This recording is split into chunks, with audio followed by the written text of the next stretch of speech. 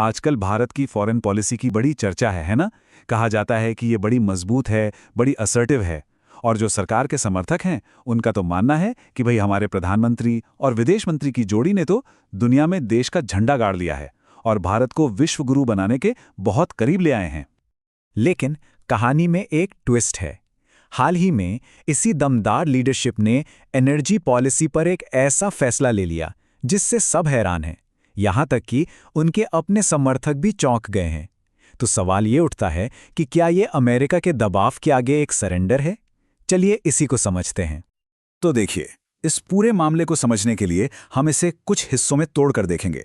सबसे पहले बात करेंगे तेल नीति में हुए इस बड़े यू टर्न की। फिर देखेंगे कि रूस के लिए यह सुनहरा मौका कैसे बना। उसके बाद समझेंगे कि पर्दे के पीछे पश्चिम का क्या खेल चल रहा था। और आखिर में ये जानेंगे कि दबाव में आकर ये सब कुछ बदला कैसे। तो चलिए सीधे मुद्दे पर आते हैं। सबसे बड़ा सवाल यही है कि आखिर हुआ क्या? कई महीनों तक हम दुनिया को दिखा रहे थे कि हम किसी की नहीं सुनेंगे, हम अपने हिसाब से चलेंगे। और फिर अचानक भारत ने रूस से सस्ता कच्चा तेल खरीदना क्यों बंद कर दिया? ये एक बहुत बड़ी पहेली है और इसे समझना बहुत जरूरी है। आप देखिए फर्क कितना बड़ा है। एक तरफ हमारा पब्लिक स्टैंड, जहां हम ताल ठोक कर कह रहे थे कि जो देश के हित में होगा हम वही करेंगे, और दूसरी तरफ अब हमारी बड़ी बड़ी रिफाइनरीज चुपचाप रूसी सप्लायर से तेल लेना बंद कर रही हैं। मतलब कहने और करने में जमीन आसमान का फर्क दिख रहा है। और देखिए, ये कोई छोटी मोटी बात बिल्कुल नहीं है।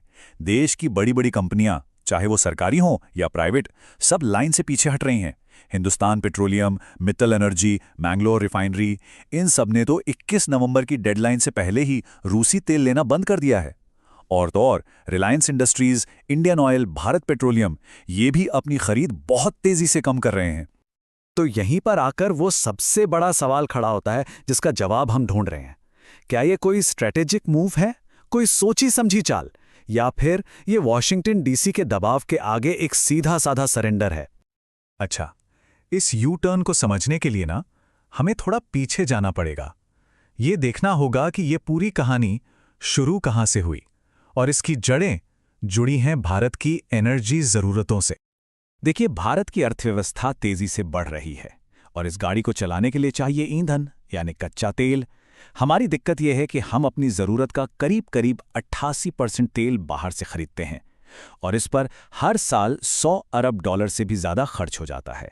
सच कहें तो यही हमारी सबसे बड़ी दुखती रग है, हमारी सबसे बड़ी कमजोरी। अब हुआ ये कि 2022 में रूस यूक्रेन का युद्ध छिड़ गया। पश्चिमी देशों ने रूस पर लगा दिए कड़े प्रतिबंध। इसका नतीजा, रूस का जो तेल यूरोप जाता था वो बंद हो गया। अब रूस को अपना तेल बेचने के लिए नए ग्राहक चाहिए थे, तो उसने क्या किया? उसने भारी डिस्काउंट पर तेल बेचना शुरू कर दिया।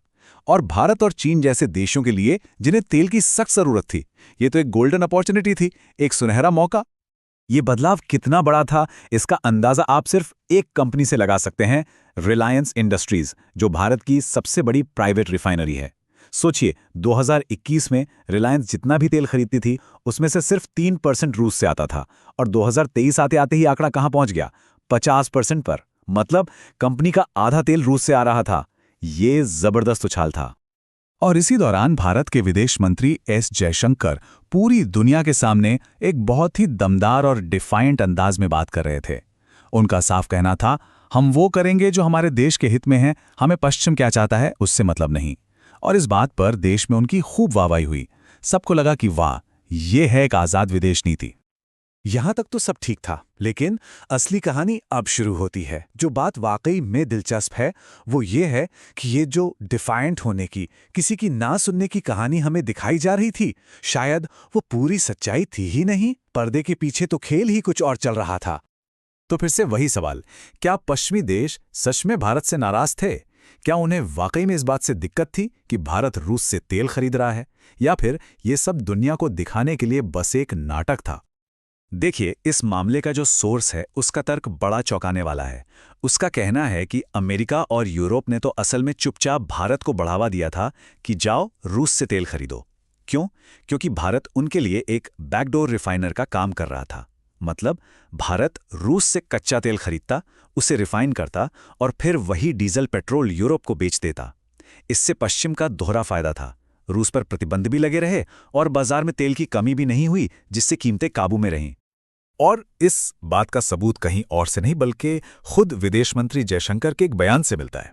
उन्होंने खुद ये माना था कि अमेरिकियों ने उनसे कहा था कि भाई, दुनिया के एनर्जी मार्केट को स्थिर रखने के लिए जो करना पड़े वो करो, भले ही इसके लिए रूस से तेल ही क्यों ना खरीदना पड़े।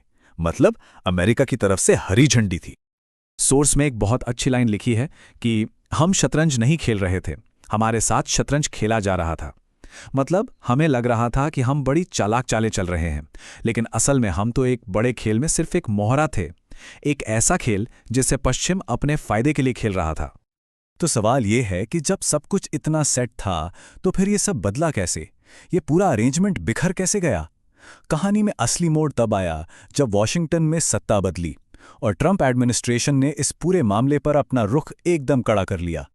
ट्रंप एडमिनिस्ट्रेशन ने पहले पुतिन से बात करने की कोशिश की, लेकिन वो बातचीत फेल हो गई। इसके बाद उन्होंने अपनी रणनीति बदल दी। उन्होंने सोचा कि रूस पर दबाव डालने से अच्छा है उसके ग्राहकों पर दबाव डालो, और उनका सबसे बड़ा निशाना बना भारत। भारत को धमकी दी गई कि उसके सामान पर 50% का भारी भरकम टैरिफ लगा दिया जाएगा। ये एक बहुत बड़ी धमकी थी। अमेरिका ने भारत को झुकाने के लिए चारों तरफ से घेराबंदी की। पहले तो पुतिन से बातचीत फेल हुई, फिर भारत को 50% टैरिफ की धमकी दी। उसके बाद रूस की जो सबसे बड़ी तेल कंपनियां थी, रोसनेफ्ट और ल्यूकोइल, उन पे सीधे सीधे प्रतिबंध लगा दिए और आखिर में एक डेडलाइन दे दी, 21 नवंबर। कह दिया कि इस तारीख तक जो भी इन कंपनियों से डील करेगा उस पर भी प्रतिबंध लगेंगे। अब मजे की बात देखिए, हमारी कंपनियां जैसे कि रिलायंस पब्लिकली ये नहीं कह रही हैं कि हम अमेरिकी दबाव में हैं।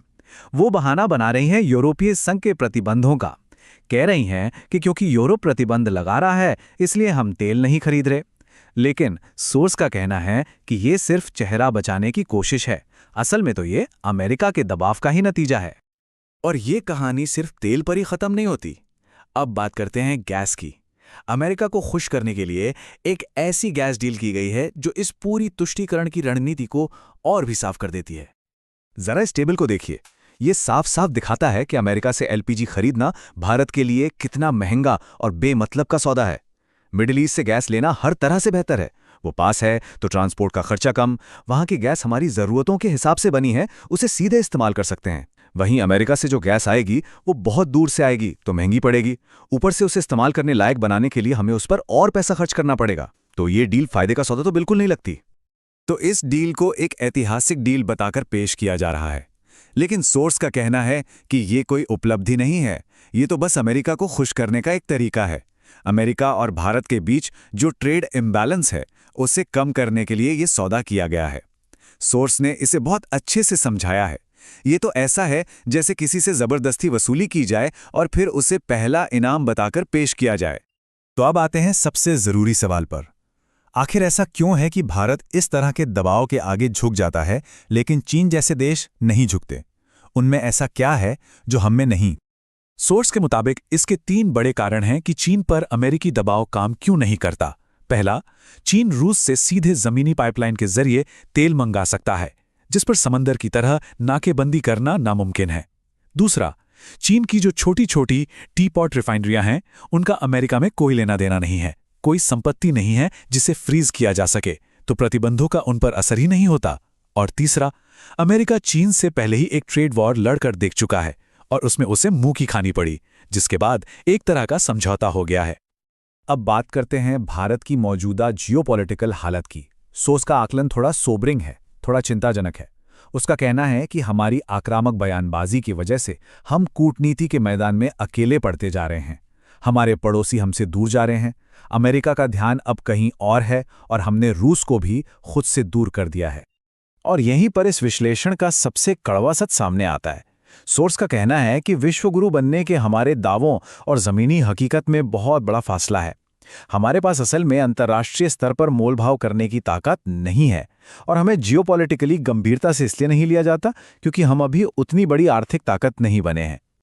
तो आखिर में ये एक बड़ा सवाल हमारे सामने खड़ा है, क्या भारत का ये आक्रामक रवैया उसकी असली ताकत का सबूत है या फिर ये सिर्फ खोखली बयानबाजी है जो हमारी असली कमजोरियों को छिपाने के लिए की जा रही है? ये एक ऐसा सवाल है जिसका जवाब हम सबको सोचना होगा।